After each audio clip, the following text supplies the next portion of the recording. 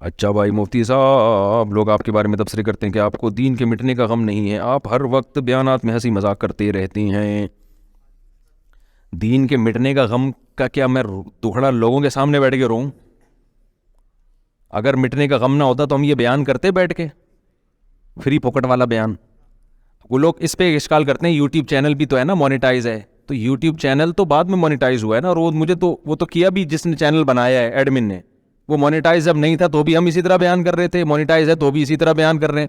اس کی مونیٹائزیشن سے ہمارے بیانات کی صحت پہ کوئی فرق نہیں پڑا، سمجھتے ہو؟ تو یہ وہی ہے کہ کوئی آپ کو کچھ بھی لا کے گفٹ پکڑا دے تو وہ دے رہا ہے گفٹ، نہیں بھی دیتا تو بھی کر رہے تھے۔ تو یہ تو آپ یوٹیوب تو چینل ہی اب آیا نا، بیانات تو ہم کب سے کر رہے ہیں؟ تو بہت عرصے سے کر رہے ہیں۔ تو اس لیے میرے بھائی دین کے مٹنے کا غم نہیں۔ باقی یہ کہ ہر آدمی کا اپنا مزاج ہوتا ہے ایک، اگر میں رونے دھونے کی باتیں غم لے کے بیٹھ جاؤں تو دین اس سے زندہ نہیں ہوگا، اس بات کا خطرہ ہے کہ اور ہی مٹنا نہ شروع ہو جائے۔ میں سویڈن میں تھا نا، تو وہاں ایک خاتون آئی، ان کے ہسبینڈ بھی وہ اتنے متاثر تھے، وہ دونوں میاں بیوی اتنے زیادہ وہ جذباتی ہو رہے تھے نا ملاقات کر کے۔ انہوں نے کہا کہ ہماری بچی تھی بالکل لبرل ہو گئی تھی، الحاد، اور یہ بیان بھی وہ سنیں گے، بالکل الحاد کی طرف جا رہی تھی وہ، سمجھا کے ہم تھک گئے نا اس ماحول میں۔ یہ ایک کیس نہیں ہے، بہت سے لوگوں کے ایسے کیس ہیں۔ تو انہوں نے جب بیانات سننا شروع کیے تو آہستہ آہستہ کیا ہوا کہ تو کیونکہ سنتے ہی نہیں تھے، کسی کو سن ہی رہے تھے۔ تو ہر آدمی کا اللہ نے وہ اتنے یعنی شکریہ ایسا لگ رہا تھا ان بیچاروں سے ادا ہو نہیں رہا کہ کیسے ہم شکریہ ادا کریں۔ تو اگر میں نوٹس تیار کرنا یا ریکارڈ رکھنا شروع کر دوں نا، کتنے نوجوانوں نے توبہ کی ہے، کتنوں کی زندگیاں بدل گئیں، کتنوں کو اسلام کی توفیق ملی، کتنے غیر مسلم بھی مسلمان ہوئے ہیں بیانات سن کے، میں ریکارڈ رکھنا شروع کر دوں تو بہت موٹا رجسٹر تیار ہو سکتا ہے۔ لیکن میں یہ ریکارڈ رکھتا نہیں ہوں کہ اگر اللہ کے ہاں قبول ہے تو بغیر ریکارڈ کے بھی قبول ہے، قبول نہیں ہے تو ریکارڈ رکھ کے کرنا کیا ہے۔ ہمارے حضرت ریکارڈ رکھا کرتے تھے، جو لوگ بھی ہمارے حضرت کے بیان سن کے توبہ کرتے ان کا ریکارڈ رکھتے موٹیویشن کے لیے، لیکن میں نہیں رکھتا ریکارڈ۔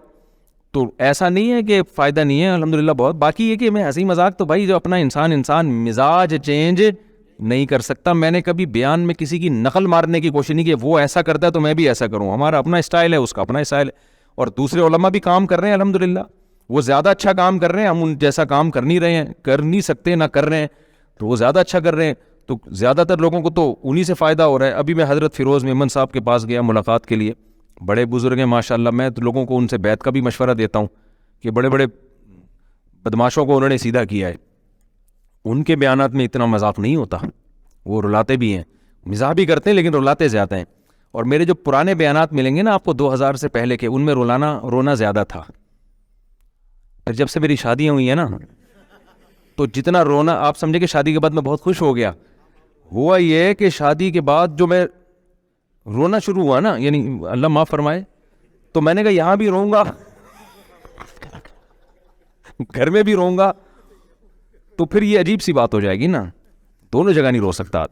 اور مجھے پھر شادی شدہ لوگوں کے غموں کا اندازہ بھی ہوا، میں نے کہا یار بیانات میں نہ رلاؤ نہیں، کیونکہ پہلے ہی گھر میں رو رہے ہیں یہ لوگ، گھر میں عورتیں بھی رو رہی ہیں، مرد بھی رو رہے ہیں، سارے رو رہے ہیں، تو مسجد میں بھی رلاؤ گے تو یہ تو نسل بھاگ جائے گی۔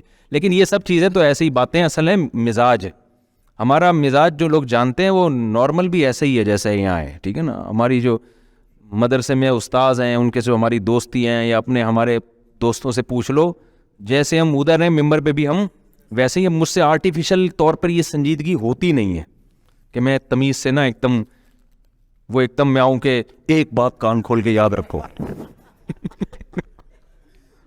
مجھ سے تو یہ ہوتا نہیں ہے، ایک بات کیوں بھائی، جتنی باتیں کر رہا ہوں ساری کان کھول کے سن، فلاں نے میں فرمایا، پھر یوں فرمایا، تو یوں فرمایا، تو ابھی میں کچھ سناؤں گا تو پھر لوگ ان کی طرف چلے جائیں گے نا، وہ پھر غلط ہو جائے گا، ورنہ بڑا زبردست ایک چیز سنانے والا تھا آپ کو۔ اچھا میرے بھائی، دوسری بات یہ کہ ہمارے حضرت فرمایا کرتے تھے، ایک شعر پڑھا کرتے تھے، دن گزارے ساز میں، راتیں گزاری سوز میں، عمر بھر ہم دل میں بلبل، شب میں پروانہ رہے۔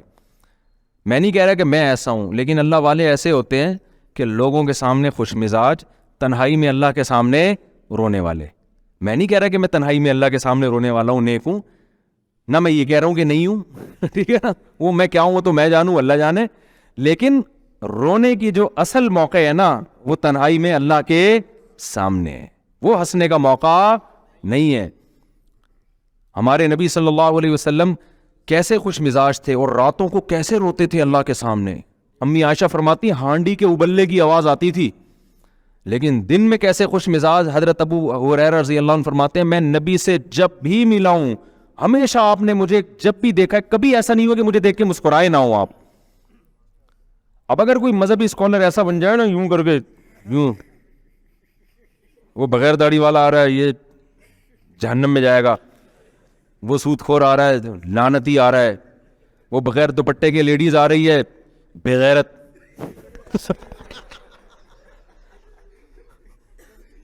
تو اس سے کیا ہوگا، وہ دوپٹہ پہن لے گی ہے بھائی، وہیں سے بھاگ جائے گی، بولے وہیں سے ٹاٹا کر کے میں کسی پادری کے پاس جاؤں گی، مولوی کے پاس آنے کی ضرورت نہیں. تو یہ تو یعنی ہونا چاہیے میرا خیال ہے، تھوڑا سا مجبوری ہے، لوگوں کو دین سکھانا ہے تو تھوڑا سا خوش مزاج ہونا. میں اتنا ہوں نہیں لیکن ہونا چاہیے.